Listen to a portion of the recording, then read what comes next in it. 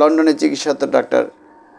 চিকিৎসারত বেগম জিয়ার সাথে দেখা করেছেন, কি কথা হয়েছে আমরা জানতে পারিনি। তো আমরা ধারণা করেছিলাম যে নির্বাচন প্রশ্নে বিএনপির সাথে হয়তো একটা সমঝোতায় তারা বুঝবে, কিন্তু আমরা দেখলাম যে না, তিনি ভিন্ন বক্তব্য দিয়েছেন। অর্থাৎ বিএনপি ডিসেম্বরের মধ্যে যে নির্বাচনটা চাচ্ছে সেই নির্বাচন তিনি সেভাবে চাননি। এদিকে ইসলামী অন্যান্য দলগুলোও কিন্তু জামাতের বা ছাত্ররা এনসিপি নির্বাচন আগে ডিসেম্বরে হওয়ার কথা তারা বলছেন না, তারা বলছেন যে সংস্কারের পর নির্বাচন হবে। জামাতে ঘুরিয়ে ফিরে সে একই কথা বলছে। এখন বিএনপিকে চিন্তা করতে হবে যে তারা কি করবে। তারা তো ইতিপূর্বে আন্দোলনের কথা বলেছেন, সেদিকে যাবেন কেন? এদিকে আগামীকাল অর্থাৎ আগামীকাল প্রধান উপদেষ্টার কর্তৃক গঠিত যে ঐক্যমতের যে কমিশন, সেই কমিশনের সাথে বিএনপি বৈঠক রয়েছে। সে বৈঠকে বিএনপি একই দাবি জানাবে, কিন্তু বিএনপির সেই দাবি যে মানা হবে না সেটা আজকের প্রধান উপদেষ্টা বা সরকারের প্রধান ব্যক্তির মুখ থেকেই বিএনপি শুনেছে। সেজন্য বিএনপি আগে যে বৈঠকের ডেট ছিল প্রধান উপদেষ্টা, সেটা তারা পিছিয়ে নিয়ে এসেছিল। এখন বিএনপি পড়েছে সেই আমাদের বিশিষ্ট সাংবাদিক জনাব এম এ আজিজের ভাষা বলতে হয় মাইনকার চিপায়। বিএনপি নির্বাচন চাচ্ছে ডিসেম্বরের মধ্যে, কিন্তু সরকার চাচ্ছে না, জামাত চাচ্ছে না, এনসিপি নবগঠিত ছাত্রদের তারা চাচ্ছে না, অন্যান্য ইসলামী শক্তিগুলো চাচ্ছে না। বিএনপির সাথে সমমনা কয়েকটি দল যদিও নির্বাচন ডিসেম্বরের মধ্যেই চাচ্ছে।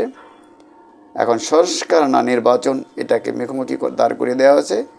এটা যদিও এই সরকারেরই একটা অবচেষ্টা বা সরকারের ক্ষমতায় থাকার যে আকাঙ্ক্ষা, তার উপদেষ্টাদের যে আকাঙ্ক্ষা, সেটারই প্রতিফলন কিনা এটা বলা মুশকিল। তবে সরকার, এনসিপি, জামাত, ইসলামী শক্তিগুলো মিলে তারা যে আগে নির্বাচন আগে সংস্কার চাচ্ছেন, পরিষ্কার ধারণা পাওয়া যাচ্ছে সরকারও তাই চাচ্ছে যে আগে সংস্কার পরে নির্বাচন, কিংবা কিছু সংস্কার অতঃপর নির্বাচন।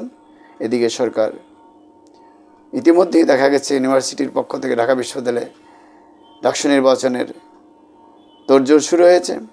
এমনও হতে পারে যে এর মধ্যে আরও বিশ্ববিদ্যালয়গুলোর নির্বাচন হতে পারে, ডাকসু নির্বাচন, সংসদ নির্বাচন, বিশ্ববিদ্যালয়গুলোর আবার শুরু হতে পারে স্থানীয় সরকার নির্বাচন।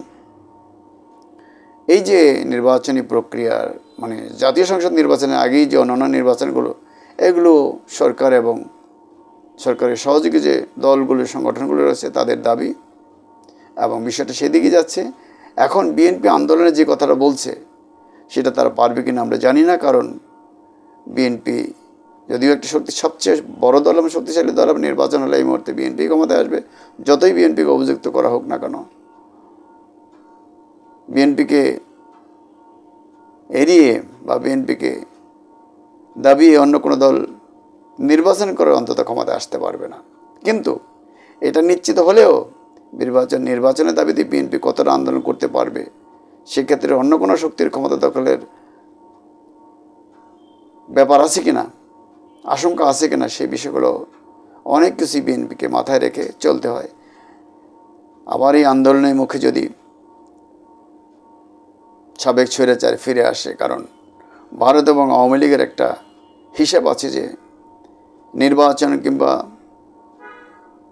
অন্য ইস্যুতে মতানৈক্যের কারণে দেশে যতটাই গণ্ডগোল তৈরি হবে, যতটাই খারাপ পরিস্থিতি তৈরি হবে, ততটাই সাবেক স্বৈরাচারের বা আওয়ামী লীগের ক্ষমতায় আসার কিংবা নির্বাচনে ফিরে আসার একটা রাস্তা তৈরি হবে। বিশেষ করে রাজনীতিতে ফিরে আসার রাস্তা তৈরি হবে।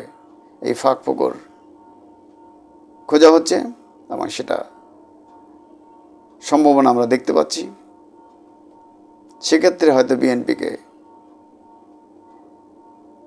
আওয়ামী লীগের মানে অপ্রকাশ্যে আওয়ামী লীগ এবং ভারতের সাথে সমঝোতায় যেতে হইতে পারে, যে কথা জামাত ইসলামী বা অন্যরা ছাত্ররা এনসিপি বলছে। আচ্ছা, তারা বিএনপিকে আওয়ামী লীগ এবং ভারতের দিকে ঠেলে দেওয়ার যে চিন্তা করছে, সেই সাফল্য বিএনপি তাদেরকে দিতে চাচ্ছে না। ফলে বিএনপি সত্যি সত্যি মাইনকার চিপায় পড়েছে।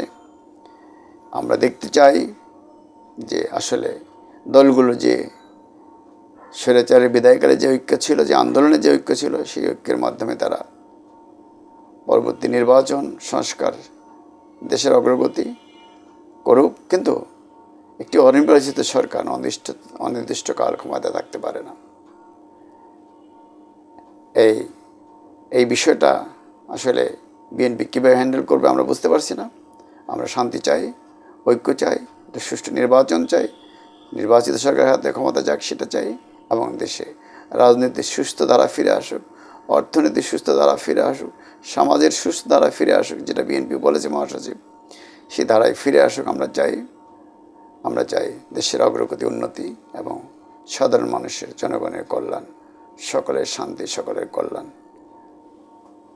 খোদা হাফেজ। আপনাদের সাথে আমাদের আগামী এপিসোডে দেখা হবে।